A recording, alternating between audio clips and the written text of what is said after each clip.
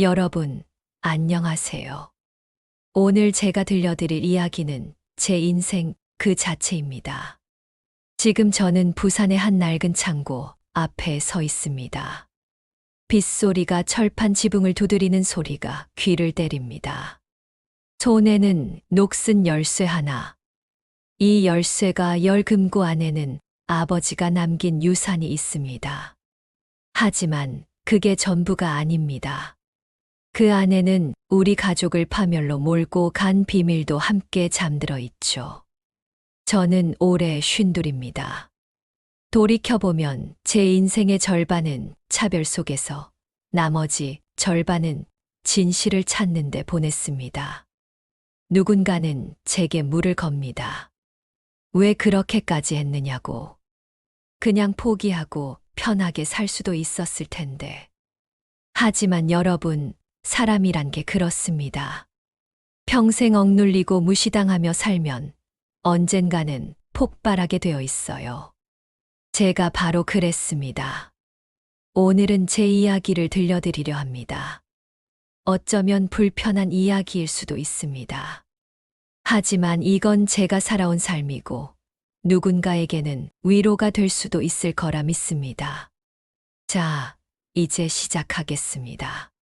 제 이야기를요. 저는 1973년 부산 영도의 작은 골목에서 태어났습니다. 아버지 강철수는 당시 부산에서 제법 이름 있는 사업가였어요. 수산물 도매업으로 시작해서 나중에는 무역업까지 손을 뻗쳤죠. 돈이 꽤 있었습니다. 문제는 아버지한테 두 집안이 있었다는 겁니다. 본처는 서울에 살았어요. 아버지의 정식 부인 홍순자 씨와 아들 강민수, 딸 강미라. 제대로 된 가족이었죠. 반면 저는 어머니 박영희 씨와 함께 영도의 허름한 집에서 살았습니다. 세간에서는 저를 첩의 자식이라 불렀어요. 어릴 때는 몰랐습니다.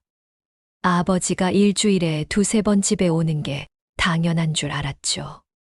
다른 애들 아버지도 다 그런 줄 알았어요. 하지만 초등학교 3학년 때 동네 아줌마들이 수군거리는 소리를 들었습니다. 저 애가 강 사장 첩의 새끼래. 불쌍하게.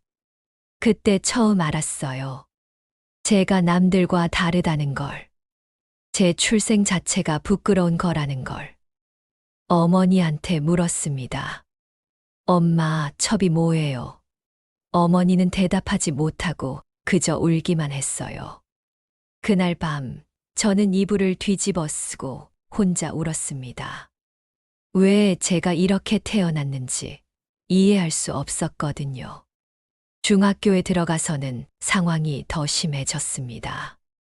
아버지가 가끔 학교 행사에 오셨는데 항상 혼자 오셨어요. 다른 애들은 부모가 함께 오는데 말이죠. 선생님들도 눈치챘을 겁니다. 동정 어린 눈빛으로 저를 봤으니까요. 고등학교 1학년 때 아버지가 저를 본가로 데려간 적이 있습니다. 서울 강남의 큰 저택이었어요. 제가 살던 영도 집과는 비교도 안 될 만큼 컸죠. 마당에 분수가 있고 차고에는 외제차가 2대나 있었습니다. 거실에서 형 민수를 처음 만났어요. 민수는 저보다 2살 많았습니다. 잘생긴 얼굴에 깔끔한 옷차림. 명문대 준비생이라고 했죠. 민수는 저를 위아래로 훑어보더니 코웃음을 쳤습니다. 이게 그 애구나. 영도에서 왔다며? 목소리에 경멸이 묻어났어요. 저는 아무 대답도 못했습니다. 본처 홍순자 씨는 더 노골적이었어요. 제 얼굴도 제대로 안 보고 아버지한테 말했습니다. 당신 이런 식으로 애를 데려오면 어떡해요? 우리 애들한테 상처가 되잖아. 제가 상처라는 겁니다. 제 존재 자체가요. 저녁 식사 시간은 지옥이었습니다. 긴 식탁에 앉아 있는데 아무도 저한테 말을 걸지 않았어요. 민수는 아버지와 사업 이야기를 했고, 누이 미라는 유학 이야기를 했습니다. 저는 그저 밥을 먹는 신용만 했죠. 목구멍으로 넘어가지도 않았습니다. 그날 밤 부산으로 돌아오는 차 안에서 아버지가 말했어요. 도현아, 너도 열심히 공부해서 형처럼 되어야 한다. 저는 창밖만 봤습니다. 형처럼 되라고요? 저는 형이 되고 싶지 않았어요. 저는 그냥 인정받고 싶었습니다. 아버지한테, 세상한테. 하지만 그건 불가능한 일이었습니다. 제가 28이 되던 해봄, 아버지가 쓰러졌습니다. 뇌출혈이었어요. 서울집에서 쓰러져 응급실로 실려갔다고 연락이 왔습니다. 어머니와 저는 급히 서울로 올라갔죠. 중환자실 앞에는 이미 본가 식구들이 다 모여 있었습니다. 민수는 양복을 빼입고 침통한 표정이었고, 미라는 울고 있었어요. 홍순자 씨는 의자에 앉아 눈을 감고 있었습니다. 저희가 도착하자 민수가 차갑게 말했습니다. 왜 왔어요? 형님, 아버지가 위독하시다고. 아버지, 당신이 감히 우리 아버지를 아버지라고 불러? 민수의 목소리가 날카로웠습니다. 당신은 그냥 강 사장 아는 사람이지, 가족이 아니야. 어머니가 제 팔을 잡았습니다. 떨리는 손이었어요. 저는 참았습니다. 여기서 싸워봤자 달라질 건 없었으니까요. 아버지는 사흘 만에 돌아가셨습니다. 마지막까지 의식을 찾지 못하셨어요. 저는 아버지 얼굴을 제대로 보지도 못했습니다. 중환자실은 직계 가족만 들어갈 수 있었거든요. 저는 직계 가족이 아니었습니다. 장례식장은 북적였어요. 부산과 서울의 사업가들이 다 모였습니다. 조문객들은 본가 식구들한테만 인사했죠. 저와 어머니는 구석에 서 있었습니다. 마치 투명인간처럼요. 장례 사흘째 되던 날, 변호사가 나타났습니다. 유언장 공개를 위해서였죠. 가족들이 모두 별실로 모였습니다. 저도 들어가려 하자 민수가 막아섰어요.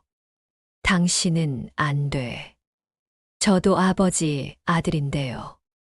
법적으로는 아니지. 아버지가 당신을 인지하지 않았거든. 호적에도 없어. 그 말에 머리가 멍해졌습니다. 저는 법적으로 아버지의 아들이 아니었던 겁니다. 평생 아버지라 불렀지만 서류상으로는 남남이었던 거죠.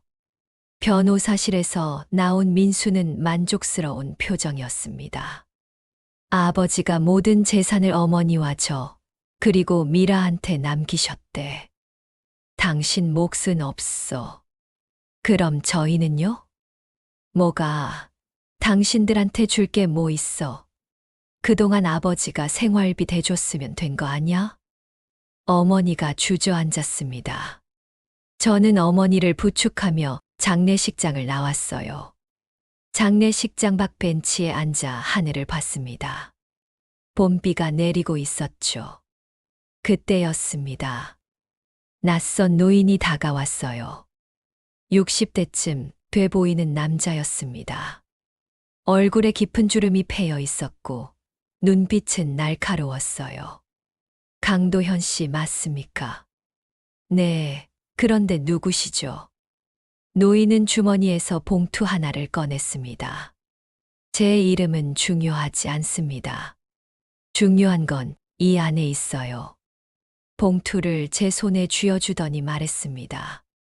당신 아버지가 남긴 진짜 유산은 따로 있습니다. 그걸 찾으세요. 당신 인생이 달라질 겁니다. 잠깐만요. 이게 무슨... 노인은 이미 사라지고 없었습니다. 비속으로 걸어가 골목 너머로 사라졌어요. 저는 봉투를 열어봤습니다. 안에는 낡은 사진 한 장과 메모지가 있었어요. 사진 속에는 젊은 시절의 아버지와 낯선 외국인 남자가 찍혀 있었습니다. 배경은 항구였어요. 메모지에는 이렇게 적혀 있었습니다. 영도 제3창고, 금고 번호 825번. 그날부터 제 인생이 완전히 바뀌기 시작했습니다. 장례를 치른 후 저는 그 메모지를 손에 쥐고 며칠을 고민했습니다. 영도 제3창고라니. 그곳은 아버지가 예전에 수산물 보관용으로 쓰던 곳이었어요. 하지만 10년 전쯤 문을 닫았다고 들었습니다. 어느 날 밤 저는 창고로 향했습니다. 어머니한테는 말하지 않았어요. 걱정하실까 봐요. 영도 부두는 밤이면 으스스합니다. 가로등 빛이 희미하고 바닷바람에 녹슨 간판들이 덜그럭거리죠. 제3창고는 부두 끝자락에 있었어요. 철문에는 자물쇠가 채워져 있었지만 이미 녹슬어서 힘을 주니 부러졌습니다.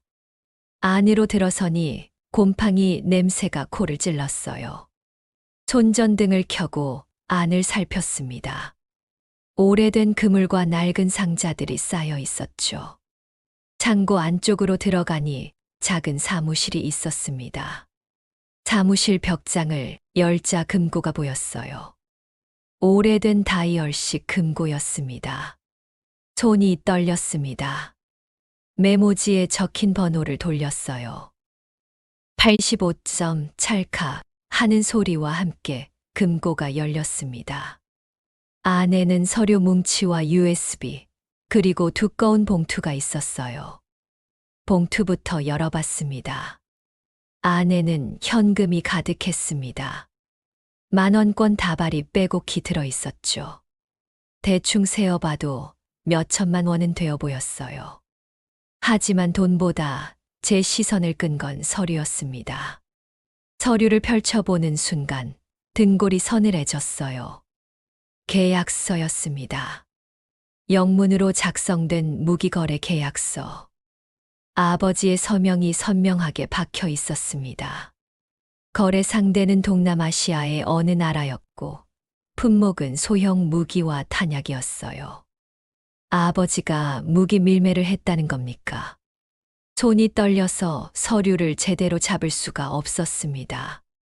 더 살펴보니 거래 내역이 수십 건이었어요. 1990년대부터 2000년대 초반까지 약 15년 동안의 기록이었습니다. 금액도 어마어마했죠. 수백억 원 규모였습니다. USB를 챙겨서 집으로 돌아왔습니다. 밤새 컴퓨터 앞에 앉아 파일들을 열어봤어요. 사진들, 통화 기록, 이메일까지.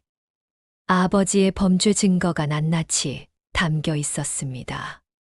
그 중에서 가장 충격적인 건 정부 관료들과 주고받은 문서였습니다.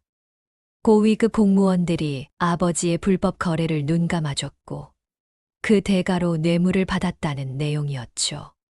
새벽 4시쯤 됐을 때 문득 깨달았습니다. 아버지가 왜 저를 법적으로 인정하지 않았는지, 본가에만 재산을 물려준 이유도요. 아버지는 자신의 범죄가 언젠가 드러날 걸 알고 있었던 겁니다. 그래서 저와 어머니를 법적으로 분리시켜 놓은 거예요. 본가 식구들만 재산을 받게 하고 저희는 아예 배제시켜서 범죄와의 연결고리를 끊으려 했던 거죠. 어쩌면 그게 아버지 나름의 보호였을지도 모릅니다. 하지만 저한테는 그저 버림받은 것과 다름없었어요. 다음 날 저는 형 민수한테 전화했습니다. 형님 만나서 얘기 좀 해야겠어요.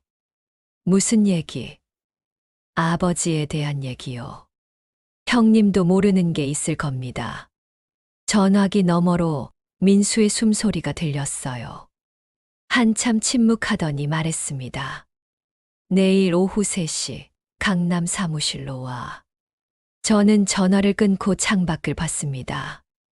부산 앞바다가 보였어요. 파도가 방파제를 때리고 있었습니다. 마치 제 마음속 감정처럼 격렬하게요. 복수가 시작되는 순간이었습니다. 서울로 올라가는 기차 안에서 저는 USB를 손에 쥐고 있었습니다. 이 작은 장치 안에 아버지의 범죄 증거가 모두 들어 있었죠. 이걸 형한테 보여주면 어떻게 될까? 형도 충격을 받을까? 아니면 이미 알고 있을까? 강남역에서 내려 민수의 사무실로 향했습니다. 아버지가 물려준 무역회사였어요. 15층 건물 전체가 회사 건물이었습니다. 로비에서 방문증을 받고 엘리베이터를 탔어요. 12층 사장실 앞에서 비서가 저를 맞았습니다. 사장님이 기다리고 계십니다. 문을 열고 들어서니 넓은 사무실이 펼쳐졌어요. 통유리 너머로 강남 거리가 한눈에 보였습니다. 민수는 책상에 앉아 서류를 보고 있었어요. 제가 들어가도 고개를 들지 않았습니다. 한참 후에야 눈을 들어 저를 봤죠. 앉아. 저는 의자에 앉았습니다. 민수가 말했어요. 무슨 얘기를 하려고 여기까지 왔어? 형님, 아버지가 무슨 일을 하셨는지 알고 계세요. 무역업 하셨지. 왜? 저는 USB를 꺼내 책상 위에 놓았습니다. 이 안에 아버지의 진짜 사업 내역이 들어 있어요. 민수의 표정이 굳었습니다.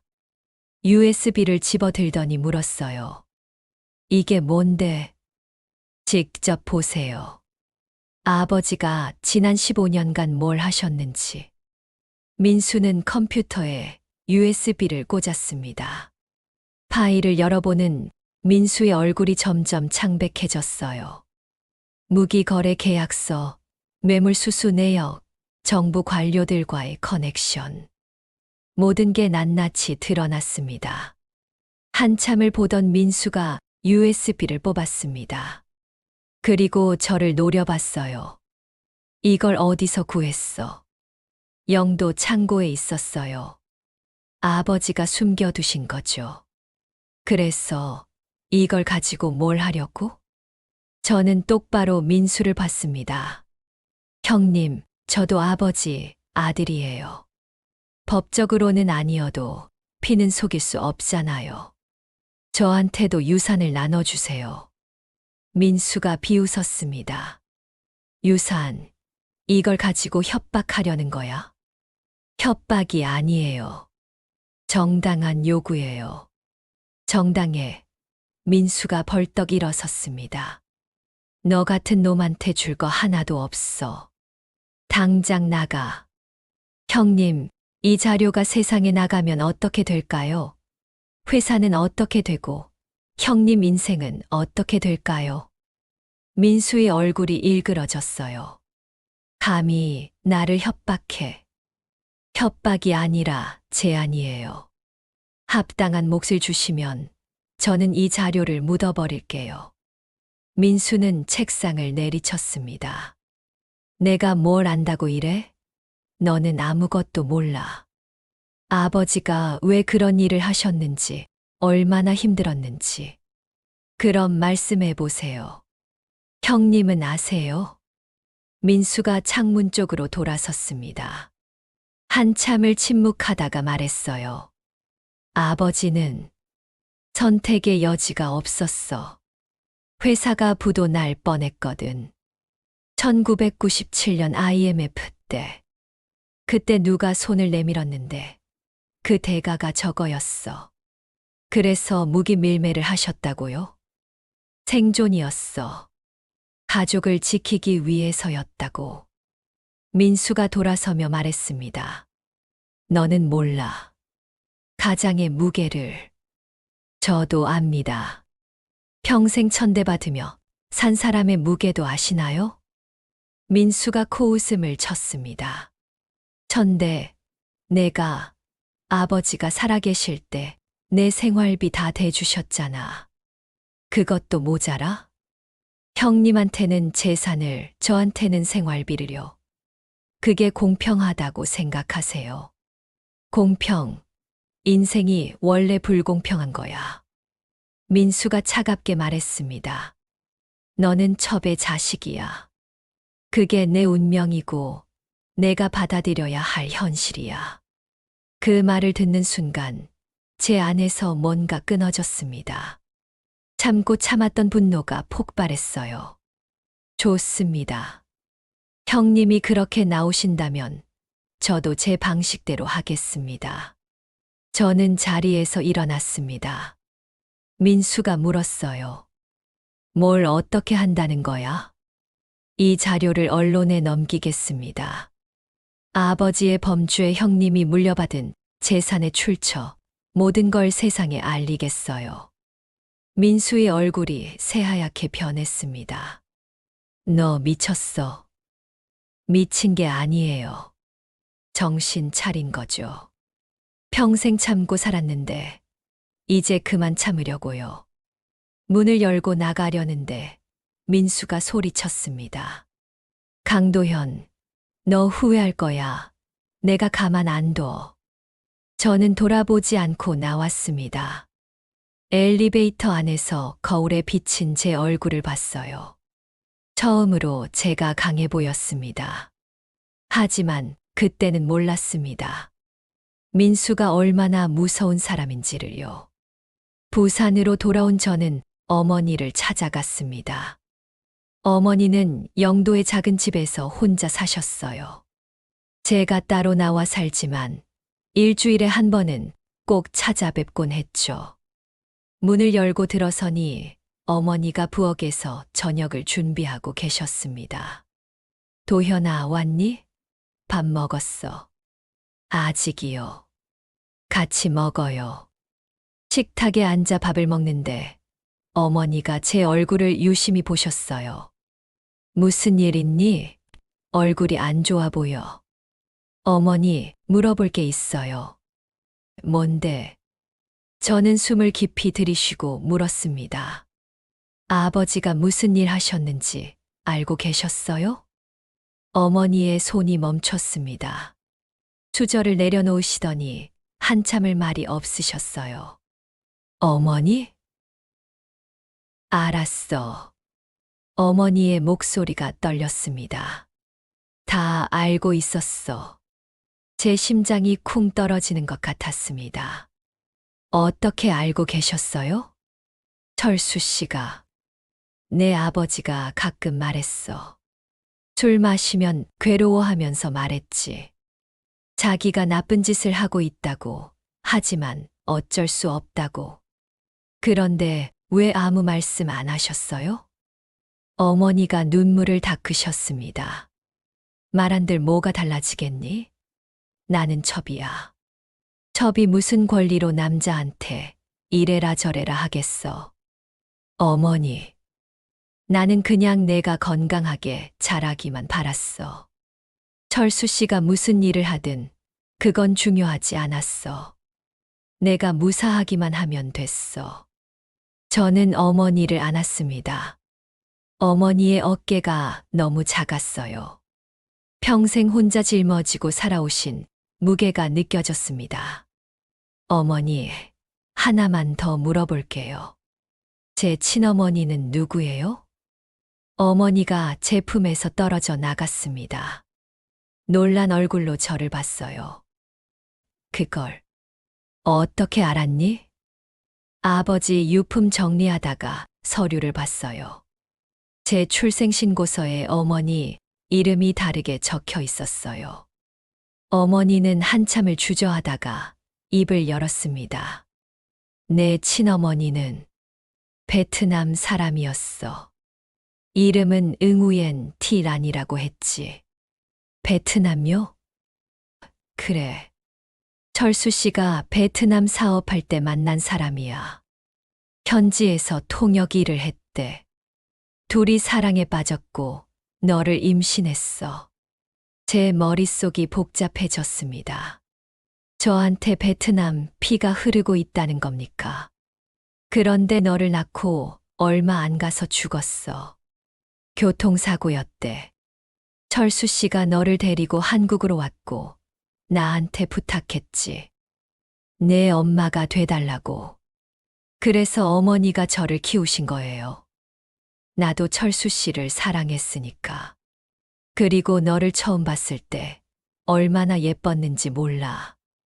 내 배에서 낳은 자식은 아니지만 내가 키운 아들이야. 그걸로 충분했어. 눈물이 났습니다. 어머니는 평생 저를 친자식처럼 키우셨던 겁니다. 아무도 인정해 주지 않는 자식을요. 어머니, 감사합니다. 평생 고생하셨어요. 아니야. 너 덕분에 나는 행복했어. 그날 밤, 저는 어머니 집에서 묵었습니다. 어릴 적 자던 방에 누워 천장을 봤어요. 형광 스티커로 붙여놓은 별들이 아직도 빛나고 있었습니다. 제 정체성이 흔들렸어요. 저는 한국인인가요? 베트남인인가요? 강철수의 아들인가요? 응우옌 티란의 아들인가요? 하지만 한 가지는 확실했습니다. 저는 이제 제 인생을 되찾아야 한다는 것. 누구의 자식이든 어디 피가 흐르든 저는 제 삶을 살아야 했습니다. 그 순간 휴대폰이 울렸습니다. 모르는 번호였어요. 받았습니다. 여보세요? 강도현 씨죠. 저는 중앙일보 사회부 기자 박정민입니다. 심장이 빨리 뛰기 시작했어요. 어떻게 제 번호를?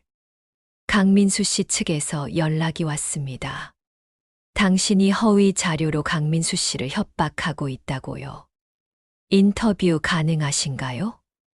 민수가 먼저 움직인 겁니다. 저를 협박범으로 만들려는 거였죠. 기자님, 제가 가진 자료는 허위가 아닙니다. 오히려 사실입니다. 증거도 있어요. 그럼 직접 만나서 얘기 나눌 수 있을까요? 저는 잠시 고민했습니다. 이제 돌이킬 수 없는 강을 건너는 순간이었어요. 하지만 망설일 이유가 없었습니다. 좋습니다. 내일 만나죠. 전화를 끊고 창밖을 봤습니다. 부산 항구의 불빛이 반짝이고 있었어요. 폭풍이 다가오고 있었습니다. 다음 날 오후, 저는 서면의 한 카페에서 박정민 기자를 만났습니다. 30대 중반으로 보이는 여자였어요. 날카로운 눈빛에 또렷한 인상이었죠. 강도현 씨, 반갑습니다. 전화로 말씀하신 증거를 볼 수 있을까요? 저는 USB를 건넸습니다. 기자는 노트북에 연결해서 파일들을 확인했어요. 한참을 보더니 휘파람을 불었습니다. 이거 진짜면 엄청난 특종인데요. 확인이 필요하겠어요. 얼마나 걸릴까요? 일주일 정도요. 전문가한테 진위 여부를 확인받아야 하거든요. 알겠습니다. 연락 기다릴게요. 카페를 나오는데 낯익은 차가 보였습니다. 검은색 제네시스. 민수의 차였어요. 차 안에서 민수가 나를 보고 있었습니다. 저는 차에 다가갔습니다. 창문이 내려갔고 민수가 말했어요. 잘 놀고 있네? 형님이 먼저 기자한테 연락했잖아요. 그래. 내가 무슨 짓을 하는지 보고 싶어서. 민수가 비웃었습니다. 너는 세상 물정을 몰라. 언론이 내 편이 될 거라고 생각해. 천진하기는. 무슨 뜻이에요? 두고 봐. 내가 얼마나 순진한지 곧 알게 될 거야. 차가 떠났습니다. 불길한 예감이 들었어요. 그날 밤, 저는 오래 사귀던 여자친구 이수진을 만났습니다. 수진은 부산에서 카페를 운영하고 있었어요. 대학 동기였고 5년째 만나고 있었죠. 도현아, 요즘 무슨 일 있어? 표정이 안 좋아. 아니야. 그냥 좀 피곤해서. 나한테 말해봐. 나는 내 여자친구잖아. 저는 고민하다가 모든 걸 털어놨습니다. 아버지의 비밀, 형과의 다툼, 언론 제보까지. 수지는 심각한 얼굴로 들었어요. 도현아, 이거 위험한 일 아니야. 괜히 건드렸다가 너만 다칠 수 있어. 하지만 수진아, 나는 평생 당하고만 살았어. 이제는 맞서 싸워야 해. 수진이 제 손을 잡았습니다. 나는 내가 걱정돼. 제발 조심해. 그 손길이 따뜻했어요. 제가 이 싸움을 하는 이유 중 하나는 수진이었습니다. 수진과 당당하게 살고 싶었어요. 첩의 자식이 아니라 한 사람의 남자로서요. 사흘 후 박정민 기자한테서 연락이 왔습니다. 강도현 씨, 죄송한데 기사 못 쓸 것 같아요. 왜요? 증거가 부족해요. 아니요, 증거는 확실해요. 문제는 위에서 압력이 들어왔어요. 이 기사 쓰지 말라고. 누구한테서요? 그건 말 못해요. 죄송합니다. 전화가 끊겼습니다. 민수의 경고가 맞아떨어진 겁니다. 민수는 이미 언론을 장악하고 있었어요. 화가 났습니다. 주먹으로 벽을 쳤어요. 손가락이 까졌지만 아프지 않았습니다. 마음이 더 아팠거든요. 그날 저녁 수진한테서 문자가 왔습니다. 도현아, 미안해. 우리 그만 만나자. 믿을 수가 없었어요. 전화를 했지만 받지 않았습니다. 카페로 찾아갔죠. 수지는 카페 안에 혼자 앉아 있었습니다. 제가 들어서자 놀란 얼굴로 일어났어요. 도현아, 수진아, 무슨 뜻이야? 갑자기 왜 헤어지자는 거야? 수진이 고개를 숙였습니다. 미안해. 나 더 이상 못하겠어. 무슨 일이 있었어? 말해봐. 그냥 너랑은 안 될 것 같아. 미안해. 그때 카페 안쪽에서 남자가 나왔습니다. 민수였어요. 민수는 의자에 앉아 커피를 마시고 있었습니다. 형님, 이게 무슨 짓이에요? 민수가 웃었습니다. 나는 그냥 수진 씨한테 진실을 말해줬을 뿐이야. 내가 얼마나 위험한 사람인지, 너랑 있으면 어떻게 되는지. 수진이 울먹였습니다. 도현아, 미안해. 나는 무서워. 수진아, 형님 말 믿지 마. 형님은 날 이용하려는 거야. 이용? 민수가 비웃었습니다. 내가 이용할 게 뭐 있어? 나는 그냥 동생이 불쌍해서 충고해 준 거야. 내가 지금 하는 짓이 얼마나 위험한지 모르잖아. 저는 민수한테 다가갔습니다. 형님, 제발 그만하세요. 수진이는 관계 없잖아요. 관계 없어. 너랑 사귀는 여자인데? 당연히 관계 있지. 수진이 제 팔을 잡았습니다. 도현아, 제발 그만해. 나는 더 이상 이런 거 싫어. 그냥 평범하게 살고 싶어. 그 말에 모든 게 무너지는 기분이었습니다. 수진마저 저를 떠나는구나. 알았어, 수진아. 미안해. 너한테 피해 준 거. 저는 카페를 나왔습니다. 뒤에서 민수의 웃음소리가 들렸어요. 집으로 돌아오는 길, 비가 내렸습니다. 흠뻑 젖으면서 걸었어요. 세상 모든 게 저를 배신하는 것 같았습니다. 하지만 포기할 수 없었습니다. 여기서 포기하면 제 인생은 영원히 패배자로 끝날 테니까요. 일주일 동안 저는 방 안에 틀어박혀 있었습니다. 언론도 막혔고, 여자친구도 떠났고, 세상은 저를 외면했어요. 하지만 포기하지 않았습니다. 다른 방법을 찾았죠. SNS였습니다. 저는 블로그를 만들었어요. 그리고 아버지의 범죄 증거를 하나하나 올리기 시작했습니다. 계약서 사본, 거래 내역, 매물수수 증거까지. 모든 걸 공개했어요. 처음에는 반응이 없었습니다. 하지만 이틀째 되자 조회수가 급격히 늘기 시작했어요. 사람들이 공유하고 댓글을 달기 시작했습니다. 이거 진짜예요? 대박. 이런 일이. 강철수가 누군데요? 재벌 비리 실화네요. 일주일 만에 조회수가 100만을 넘었습니다. 언론도 움직이기 시작했어요.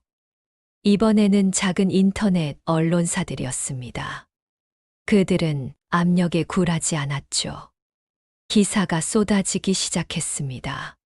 강철수 전 회장 불법 무기거래 의혹, 정부 고위층 연루 가능성, 숨겨진 비자금 수백억 원대. 민수한테서 전화가 왔습니다. 목소리가 떨리고 있었어요. 너 미친 거야? 이게 무슨 짓이야? 형님이 먼저 시작한 일이에요. 저는 그냥 끝내는 거고요. 끝내? 너 이러다 우리 가족 다 망하는 거 알아? 알아요. 그게 제 목적이에요. 도현아, 제발. 이제 그만해. 내가 잘못했어. 유산 나눠줄게. 원하는 대로 다 해줄게. 이제 늦었어요, 형님. 저는 유산이 필요 없어요. 진실이 필요할 뿐이에요. 전화를 끊었습니다. 이틀 후 검찰이 움직였습니다.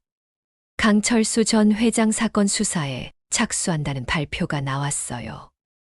민수도 참고인 조사를 받게 됐습니다. 회사는 주가가 폭락했어요.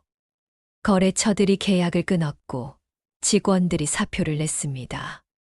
강 씨 일가는 하루아침에 나락으로 떨어졌어요. 그런데 이상한 일이 생겼습니다.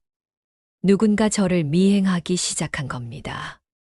어느 날 밤 집으로 돌아오는데 뒤에서 발자국 소리가 들렸어요. 뒤를 돌아봤지만 아무도 없었습니다. 하지만 분명히 누가 따라오고 있었어요. 집에 도착해서 문을 열려는데 뒤에서 누가 제 입을 막았습니다. 동시에 차가운 금속이 옆구리에 닿았어요. 조용히 해. 안 그러면 찌른다. 남자 목소리였습니다. 저는 끌려서 골목 안으로 들어갔어요. 거기에 검은색 밴이 대기하고 있었습니다. 차 안으로 밀려 들어갔죠. 눈가리개를 씌워졌고 손목에 수갑이 채워졌습니다. 이거 놔요. 당신들 누구예요? 닥쳐. 조용히 안 하면 죽는다. 차가 움직이기 시작했습니다. 얼마나 갔을까요? 1시간쯤 지났을 때 차가 멈췄어요. 끌려나가서 어딘가로 들어갔습니다. 계단을 내려가는 느낌이었어요. 지하실 같았습니다. 의자에 앉혀졌고 눈가리개가 벗겨졌습니다. 눈을 떴을 때 민수가 앞에 서 있었어요. 형님. 민수의 얼굴은 일그러져 있었습니다. 너 때문에 다 망했어. 회사도 가족도 내 인생도. 형님이 자초한 일이에요. 민수가 제 뺨을 때렸습니다. 입술이 찢어지고 피가 났어요. 자초. 나는 아버지가 물려준 회사를 지키려고 했을 뿐이야. 근데 너는 다 무너뜨렸어. 아버지가 범죄로 세운 회사잖아요. 그래도 우리 가족이야. 우리가 먹고 살던 곳이라고. 민수가 주머니에서 총을 꺼냈습니다. 권총이었어요. 손이 떨리고 있었습니다. 형님, 진정하세요. 진정해. 어떻게 진정해? 너 때문에 어머니가 쓰러졌어. 미라는 유학 중단하고 들어와야 했어. 다 너 때문이야. 총구가 제 이마에 닿았습니다. 차가웠어요. 형님, 쏘면 형님도 끝이에요. 어차피 끝났어. 더 잃을 게 없어. 민수의 손가락이 방아쇠로 갔습니다. 저는 눈을 감았어요. 이렇게 끝나는구나. 진실을 밝혔지만 복수는 완성하지 못했구나. 그때 문이 벌컥 열렸습니다. 거기 경찰이다. 총 내려놔. 경찰들이 우르르 들어왔어요. 민수는 당황해서 총을 내렸습니다. 순식간에 제압당했죠. 저를 구한 건 박정민 기자였습니다. 기자가 제가 위험에 처할 수 있다고 판단해서 경찰한테 미리 연락했던 겁니다. 그리고 제 휴대폰 GPS를 추적해서 찾아온 거였어요. 강도현 씨, 괜찮으세요? 저는 고개를 끄덕였습니다. 민수를 봤어요. 민수는 바닥에 엎드려 수갑이 채워진 채 울고 있었습니다. 끝났구나. 다 끝났어. 그 모습이 처량했습니다. 미워했던 형. 하지만 동시에 불쌍한 사람이기도 했어요. 민수도 아버지의 희생양이었으니까요. 민수는 체포됐습니다. 강도, 감금, 살인 미수죄로요. 재판이 시작됐고 언론은 연일 이 사건을 다뤘어요. 저는 법정의 증인으로 섰습니다. 아버지의 범죄, 민수의 만행, 모든 걸 증언했죠. 방청석에는 어머니가 앉아 계셨어요. 눈물을 흘리고 계셨습니다. 재판이 끝난 후 저는 영도 창고로 갔습니다. 마지막으로 확인할 게 있었거든요. 창고 안은 여전히 어둡고 냉랭했습니다. 금고를 다시 열었어요. 안에 한 가지 더 있었습니다. 아버지가 손으로 쓴 편지였어요. 편지를 펼쳤습니다. 도현아, 이 편지를 읽고 있다면 나는 이미 세상에 없을 것이다. 미안하다. 내게 아버지로서 아무것도 해주지 못했다. 아니, 오히려 저주만 남겼구나. 나는 평생 선택의 기로에서 잘못된 길을 택했다. 돈을 위해, 가족을 위해서라고 생각했지만 결국은 모두를 불행하게 만들었다. 너는 내 피를 받았지만 내 잘못까지 짊어질 필요는 없다. 이 편지와 함께 남긴 증거들로 진실을 밝혀라. 그것이 내가 너에게 줄 수 있는 유일한 유산이다. 용서를 바라지 않는다. 다만 너는 나와 다른 인생을 살아라. 당당하게, 떳떳하게. 아버지가 편지를 읽고 나니 눈물이 났습니다. 아버지도 괴로워했구나. 평생 범죄의 굴레 속에서 살면서요. 저는 편지를 접어 주머니에 넣었습니다. 그리고 창고에 불을 질렀어요. 과거를 태워버리는 겁니다. 아버지의 범죄도, 가족의 치욕도 모든 걸 잊고 싶었어요. 불길이 치솟았습니다. 하늘 높이 올라가는 연기를 보면서 저는 생각했습니다. 이제 끝이구나. 제 복수가 끝났구나. 하지만 동시에 새로운 시작이기도 했어요. 과거를 태워버렸으니 이제 미래를 향해 갈 수 있으니까요. 소방차 사이렌 소리가 들렸습니다. 저는 자리를 떴어요. 항구를 따라 걸었습니다. 바닷바람이 얼굴을 스쳤어요. 그때 휴대폰이 울렸습니다. 수진이었어요. 도현아, 미안해. 내가 잘못했어. 수진아, 나 겁쟁이였어. 너를 버리고 도망쳤어. 다시 시작할 수 있을까? 저는 한참을 침묵했습니다. 수진을 용서할 수 있을까요? 배신의 상처가 아물 수 있을까요? 수진아, 생각 좀 해볼게. 시간이 필요해. 알았어. 기다릴게. 전화를 끊었습니다. 앞으로 어떻게 될지 모르겠어요. 하지만 한 가지는 확실했습니다. 이제 제 인생은 제가 선택한다는 것. 여러분, 제 이야기가 여기서 끝입니다. 지금은 6개월이 지났어요. 민수는 징역 5년을 선고받고 수감됐습니다. 회사는 파산했고 재산은 모두 몰수됐어요. 본가 식구들은 뿔뿔이 흩어졌습니다. 저는 부산에서 작은 식당을 차렸어요. 베트남 쌀국수 전문점입니다. 친어머니 응우엔 티란을 기리는 의미로요. 어머니 박영희 씨도 함께 일하고 계세요. 장사는 괜찮습니다. 단골 손님들이 생겼고 입소문도 났어요. 돈을 많이 버는 건 아니지만 떳떳하게 벌고 있습니다. 수진과는 다시 만나고 있어요. 천천히 조심스럽게.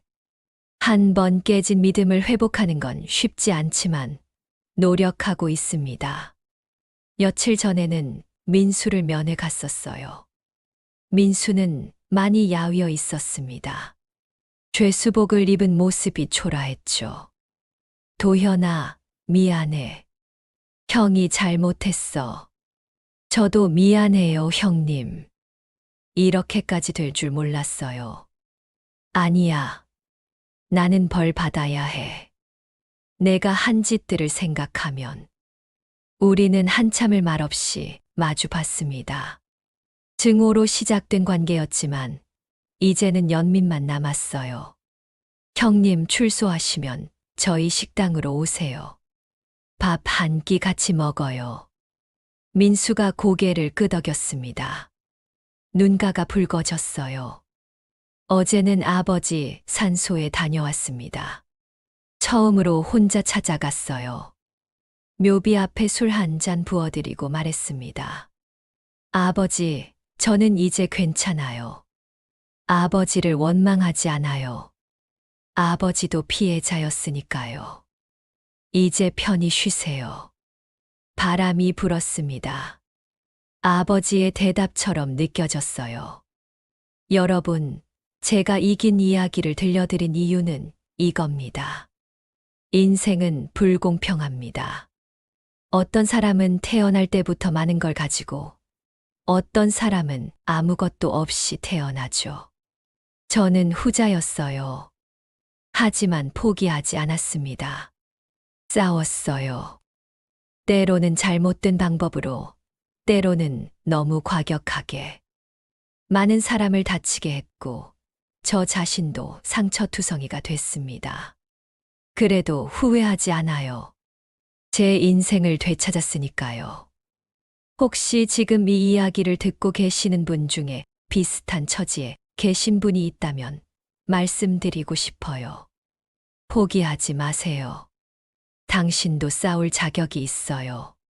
당신의 인생은 당신 것입니다. 물론 제 방법이 정답은 아닙니다. 저는 많은 걸 잃었어요. 가족도, 사랑도, 평범한 삶도. 하지만 제 자존심은 지켰습니다. 그게 저한테는 가장 중요했어요. 지난주에 식당 앞을 지나가던 한 소년이 있었어요. 10살쯤 돼 보였습니다. 아이는 창문 너머로 식당 안을 들여다보고 있었어요. 배고픈 눈빛이었습니다. 저는 밖으로 나가서 아이한테 물었습니다. 밥 먹었니? 아이가 고개를 저었어요. 저는 아이를 식당 안으로 데려왔습니다. 쌀국수 한 그릇을 내줬죠. 아이는 허겁지겁 먹었어요. 얼마나 배가 고팠을까요? 다 먹고 나서 아이가 물었습니다. 아저씨, 이거 얼마예요? 공짜야. 배고플 때 또 와.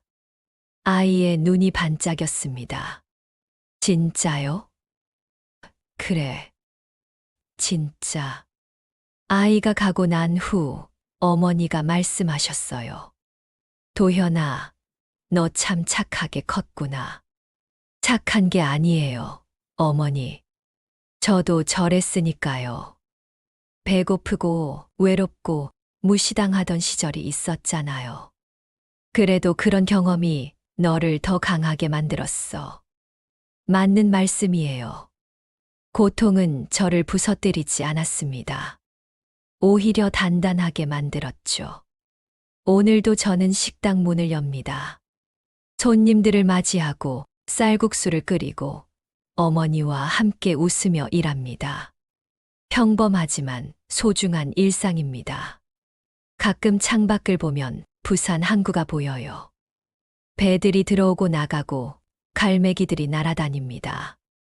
그 풍경을 보면 생각해요. 인생도 저 배들 같구나. 어딘가로 가고 있구나. 목적지가 어디든 중요한 건 항해하는 그 자체구나. 저는 아직도 항해 중입니다. 어디로 가는지는 모르겠어요. 하지만 이제는 두렵지 않습니다. 제 손으로 방향키를 잡고 있으니까요. 여러분도 그러셨으면 좋겠어요. 누가 뭐라 하든 세상이 어떻든 당신의 인생은 당신이 운전하세요.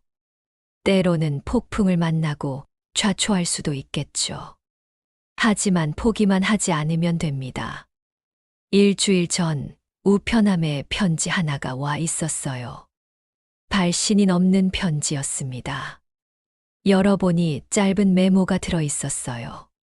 강도현 씨, 당신 아버지의 진실을 밝혀줘서 감사합니다.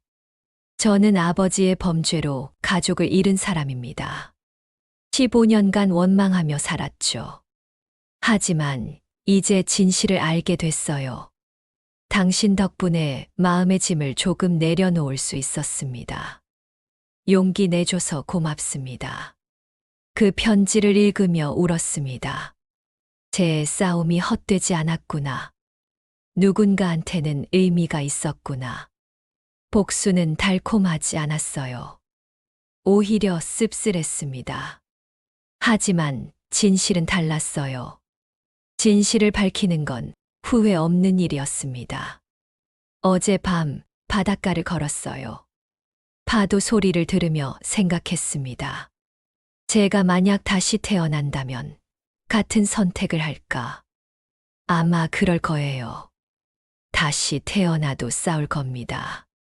제 존재를 증명하기 위해서, 제 가치를 지키기 위해서. 그게 제가 사는 방식이니까요. 여러분, 오늘 하루도 수고 많으셨습니다.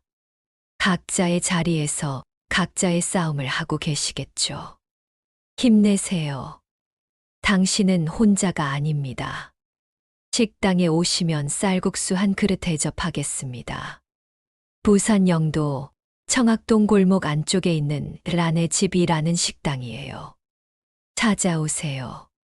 제 이야기는 여기서 마치겠습니다. 긴 시간 들어주셔서 감사합니다.